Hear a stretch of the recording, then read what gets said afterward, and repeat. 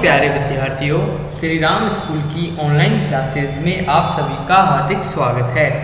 आज हम class 4 lesson number 8 EVS विषय के बारे में अध्ययन करेंगे। तो देखिए लेसन नंबर 8 जिसका नाम है जंगल की बातें, मतलब जंगल में क्या क्या होता है उन सब बातों का अपन अध्ययन करेंगे। ठीक है, तो पढ़ना स्टार्ट करें। ध्यान से पढ़ना, बहुत ही इंटरेस्टिंग है, बहुत ही अच्छा पार्ट है। ठीक है, पहले तो मैं आपको एक चित्र बता देता हूँ। देखिए इस चित्र में क्या है कि इस चित्र में एक रेलगाड़ी बनी हुई है जिसमें हाथी मामा तो क्या बन गए, इंजन, और ये सब क्या बन गए हैं, जो शेर है, भालू है, बंदर है, ये सब डिब्बे बन गए। ठीक है, और इन्होंने एक रेल चला दी है जंगल में। अब इसके बारे में पढ़ लेते हैं थोड़ा सा। तो देखिए जंगल में एक रेल चली, करती क्या क्या खेल चली, इंजन बन गए हाथी मामा, पहने कुर्ता और पजामा। अर्थात जंगल में एक रेल चली, मतलब जंगल में एक रेल चल दी, मतलब रेल चला दी। जानवर जो थे उन्होंने सबने क्या मिलकर एक रेल चला दी। और देखिए करती क्या क्या खेल चली, देखिए उन्होंने क्या क्या तमाशे किए, क्या क्या खेल किए। इंजन बन गए हाथी मामा, जो हाथी मामा थे वो तो इंजन बन गए, और पहने कुर्ता और पजामा। उन्होंने क्या पहन रखा था, कुर्ता और पजामा। ठीक है बच्चों, आई बात समझ में। अब देखिए पूंछ पकड़कर उसकी भाई शेर चला और मस्ती छाई, मतलब उसकी पूंछ। अब देखिए हाथी की पूंछ किसने पकड़ रखी है, शेर ने।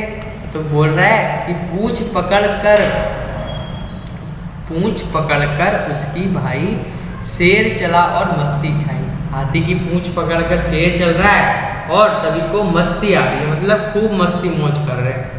आगे देखिए पीछे उसके भालू बंदर। अब शेर के पीछे कौन है, भालू और बंदर। शेर चला और मस्ती छाई आता हो गया, पीछे उसके भालू बंदर, डिब्बे लगते कितने सुंदर। अब देखिए ये सब क्या काम कर रहे हैं, ये डिब्बों का काम कर रहे हैं। जो भालू बंदर खरगोश ये सब क्या कर रहे हैं, रेलगाड़ी के डिब्बे का काम कर रहे हैं। ठीक है, और कितने सुंदर लग रहे हैं। ये बोल रहा है ना, देखो डिब्बे लगते कितने सुंदर, बहुत ही सुंदर लग रहे हैं। सीटी हिरण बजाता जाता, और सीटी कौन बजा रहा है, हिरण। चीतल झंडी हरी दिखाता, और जो चीतल है जो लग रहा है लास्ट में, वो क्या कर रहा है, वो कर रहा है हरी झंडी को दिखा रहा है। ठीक है बच्चों, रेल चली भाई रेल चली, छुक छुक करती रेल चली। ऐसा बोल रहा है कि रेल चली भाई रेल चली, और सब क्या बोलते जा रहे हैं, रेल चली भाई रेल चली, छुक छुक करती रेल चली। आगे अच्छे समझ में। अब आगे चलते हैं। देखिए यह भी कीजिए, अपनी कक्षा के सभी साथियों के साथ मिलकर अलग अलग जानवरों का अभिनय करते हुए ऐसे ही एक रेल चलाइए। आप भी जानवरों से संबंधित ऐसी कोई कविता बनाइए। बना सकते हैं ना। अब अपन अभ्यारण्य की सैर करते हैं, मतलब एक अभ्यारण्य में अपन घूमने चलते हैं। जैसे ये जा रहे हैं ना, तो देखिए अभ्यारण्य की सैर करने जा रहे हैं, गाड़ी में बैठ के। आगे चलते हैं। आज सेजल, तन्वी, विकास और बंटी मामा जी के साथ रणथंभौर अभ्यारण्य देखने आए। यह बैटरी से चलने वाली गाड़ियां हैं, इनमें बैठकर वे अभ्यारण्य के अंदर घूमने जाएंगे। ये गाड़ियां न तो धुआं करती है और न शोर करती है। यहाँ सभी जीव अपने प्राकृतिक परिवेश में रहते हैं। बच्चों के साथ महेश भैया भी हैं, जो अभ्यारण्य के जानवरों के बारे में बहुत कुछ जानते हैं। अभ्यारण्य में बच्चों ने चिंकारों का एक झुंड देखा जो घास या पत्तियां खा रहा था। देखिए बच्चों, ठीक है, चिंकारे जो आपको चित्र में दिखाई दे रहे हैं, देखिए है ना, ये क्या कर रहे हैं, घास और पत्तियां खा रहे हैं। आगे चलते हैं। बंटी, देखो उस चिंकारे के सींग कितने बड़े व घुमावदार हैं। तो तन्वी बोलती है कुछ तो छोटे सींग वाले भी हैं। तो महेश भैया बताते हैं, बच्चों तुमने अच्छा ध्यान रखा, बड़े सींग वाले चिंकारा नर है व छोटे सींग वाले मादा। तो डिफरेंस, अंतर पता चल गया ना आपको। इनकी एक खास बात यह है कि जल की कमी होने पर भी ये जीवन यापन कर सकते हैं। ठीक है, पेड़ों पर उन्हें जगह जगह बहुत से बंदर दिखाई दिए जो एक दूसरे की पूंछ पकड़कर मस्ती कर रहे थे। बच्चों ने देखा कि बंदर का एक छोटा बच्चा माँ से चिपक गया और उसकी माँ उसे लेकर दूसरी डाल पर कूद गई। बंटी, वह देखो, एक बंदर दूसरे बंदर की जुएं निकाल रहा है। काफ़ी बार देखा होगा ना बच्चों। अब देखिए नील गाय का झुंड, ये जो दिख रही है इनको क्या बोलते हैं? नील गाय बोलते हैं।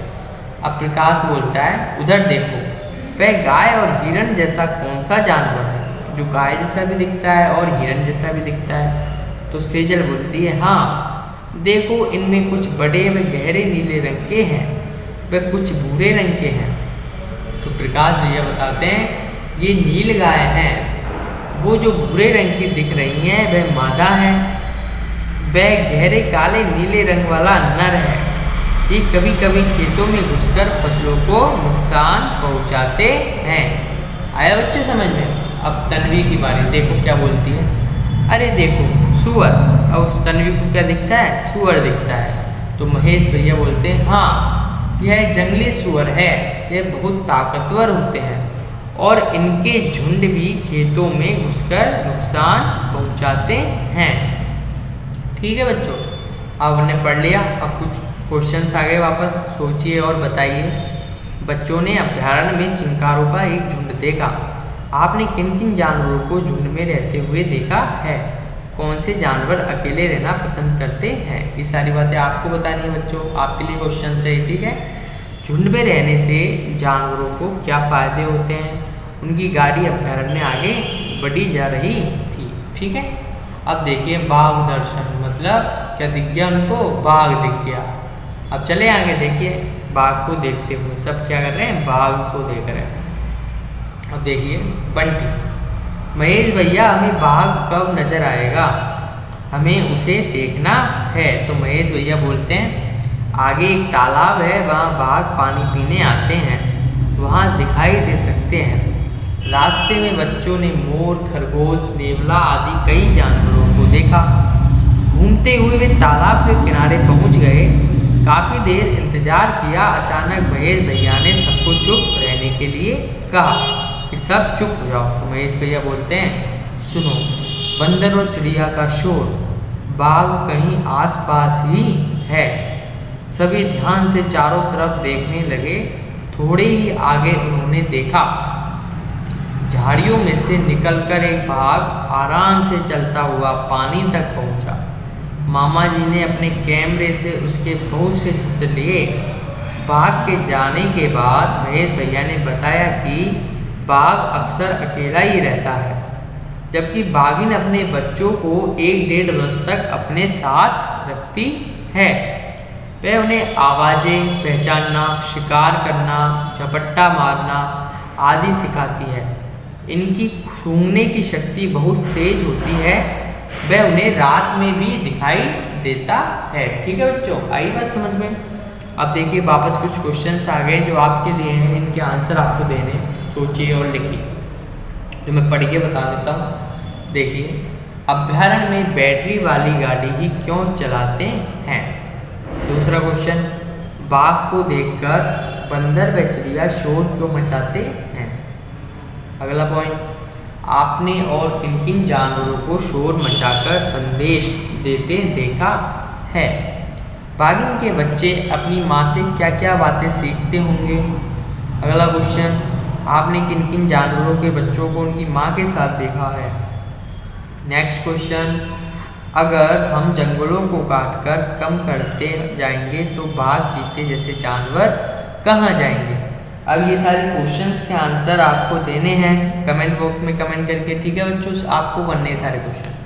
अब देखिए जानवरों का दर्द। तो सेजल बोलती है, मैंने चिड़ियाघर में भी बाघ देखे हैं, पर जंगल में खुला बाघ देखने का रोमांच अलग ही था।